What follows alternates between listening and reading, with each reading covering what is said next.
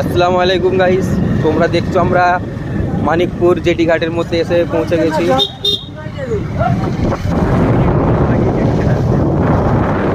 আমরা ঝালমুড়ি খাতে এসেছি। কি ঝাল? একা ঝাল ওই যায় খাবে, ঠিক আছে? ওইটা খেতে এসেছি এখন। আর কোকা খাবে, কুকি খাবে, কুকির বাবা টাকা দেবে। ঝালমুড়ি লাগলে ঝালমুড়ি লাগলে বলবে। তার পাশে একটা দোকান আছে, ইঁদুর মারা 20-10 টাকা পিস, রাতে খেলে সকালে ফিনিশ। কি হচ্ছে রে? ফিস্টি হচ্ছে। এখানে বৃষ্টি হচ্ছে গাইস। আমাদেরকে যদি ইনভাইট করতে খুবই খুশি হতাম, ঠিক আছে? এখন আমাদের ইনভাইট করিনি।